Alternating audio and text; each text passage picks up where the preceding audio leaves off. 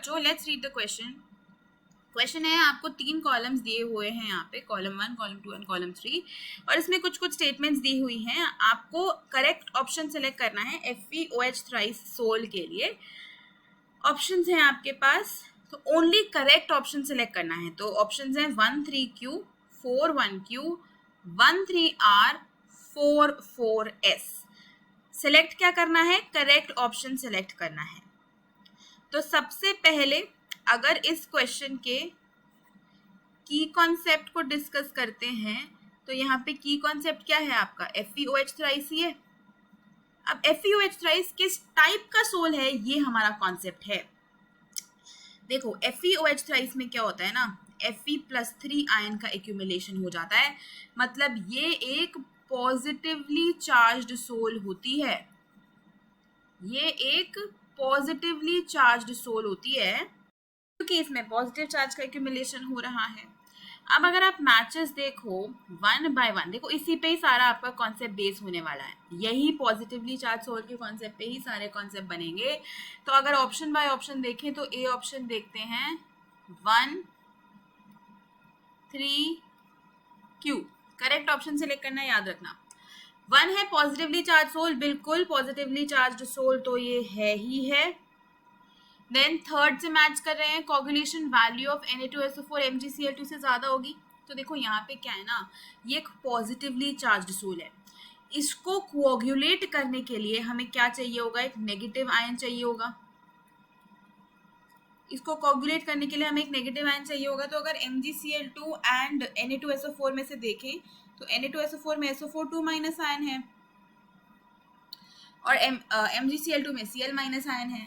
तो मतलब SO4 2- जिस पावर से कोगुलेट करेगा वो ज़्यादा होगी।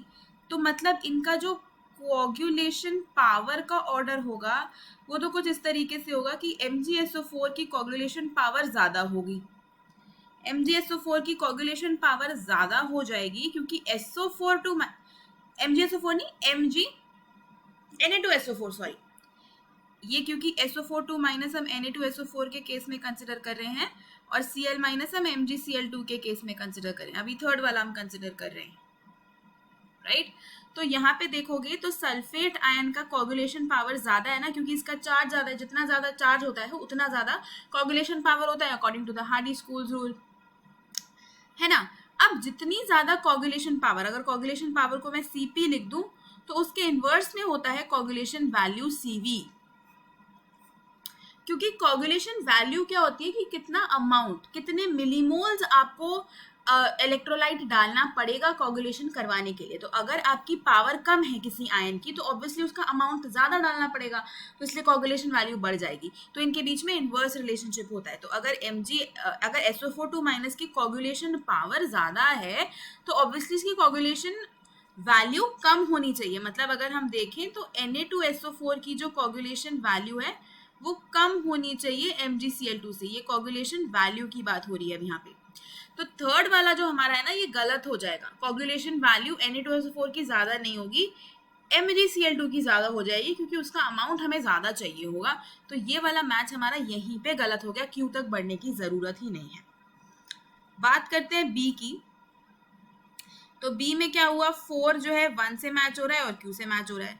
4 क्या है, can be prepared by peptization. हाँ, आप FeOH थ्राइस सोल को, किसी भी पॉजिटिव या नेगेटिवली चार्ज सोल को पेप्टाइजेशन से यानी कि इलेक्ट्रोलाइट डाल के इनको कोगुलेट कर सकते हो, प्रेसिपिटेट कर सकते हो, प्रिपेयर कर सकते हो। फिर है can be coagulated by adding a metal sulphide solution. हाँ, मेटल सल्फाइड का सोल्यूशन डाल के भी कर सकते हो इसको कोगुलेट, है ना। सल्फाइड आयन है, नेगेटिव चार्ज है, इसको कोगुलेट कर सकता है। क्यू पार्ट क्या कहता है, during electroosmosis the level of dispersion medium will increase on the anode side. अब देखो ये एक पॉजिटिवली चार्ज सोल है, तो इसके जो सोल पार्टिकल्स हैं वो तो नेगेटिव चार्ज की तरफ जाएंगे, मतलब कैथोड की तरफ जाएंगे। लेकिन इलेक्ट्रोऑस्मोसिस में क्या होता है, अगर हम इलेक्ट्रोऑस्मोसिस मेथड की बात करें ना, तो इलेक्ट्रोऑस्मोसिस में मूवमेंट ऑफ डिस्पर्शन मीडियम होता है, मूवमेंट ऑफ डिस्पर्शन मीडियम होता है इसमें। और डिस्पर्शन मीडियम उस डायरेक्शन में जाता है किस डायरेक्शन में, opposite to the direction of sol particle. तो अगर इसका सोल पार्टिकल पॉजिटिव चार्ज था तो उस पार्टिकल को तो जाना चाहिए कैथोड की तरफ, लेकिन डिस्पर्जन मीडियम कहाँ चला जाएगा, एनोड की तरफ। सो इंक्रीज इन कॉन्सेंट्रेशन क्या हो जाएगी, एनोड की तरफ हो जाएगी। तो एक्चुअली में ये वाला ऑप्शन हमारा सही होने वाला है यहाँ पे।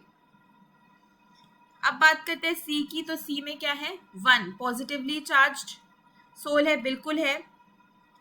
थर्ड हो गया coagulation, value of Na2SO4 MgCl2 से ज्यादा है, नहीं, ये हमने ऑलरेडी यहाँ पे डिस्कस कर लिया है, तो ये गलत हो गया ना। और इसके बाद इसने आर लिखा हुआ है, आर क्या है, इलेक्ट्रोफोरेसिस में कोगुलेशन कैथोड पे होगा।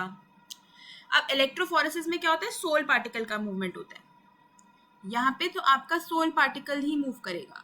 तो कैथोड आपका नेगेटिव इलेक्ट्रोड है, तो पॉजिटिवली चार्ज सोल है, कैथोड की तरफ जाएगा, ये वाली स्टेटमेंट चाहिए, लेकिन थर्ड वाला गलत है, तो ओवरऑल ये मैच भी गलत हो गया।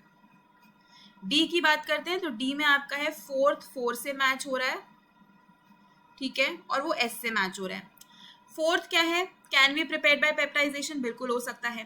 Coagulating power of MgSO4 NaCl से ज्यादा है, क्या ये स्टेटमेंट सही है, बिल्कुल सही है, क्योंकि SO4 माइनस आयन की पावर Cl माइनस से ज्यादा होती है, ये हमने यहाँ पे बात करी है, तो ये वाली स्टेटमेंट भी सही हो गई। एस क्या है, इलेक्ट्रोऑस्मोसिस में डिस्पर्जन मीडियम कैथोड पे बढ़ेगा, ये चीज गलत हो गई। अब ये चीज गलत हो गई, एनोड साइड पे बढ़ेगा, क्योंकि वहां पे डिस्पर्जन मीडियम का मूवमेंट हो रहा है, सोल पार्टिकल का नहीं हो रहा। तो हमारा ओनली करेक्ट ऑप्शन यहाँ पे वो होगा जो बी ऑप्शन में आपको दिया हुआ है। तो अगर फाइनल आंसर देखें इस क्वेश्चन का, तो वो हो जाएगा option B, 4(1)Q। Hope you understood it well, best of luck.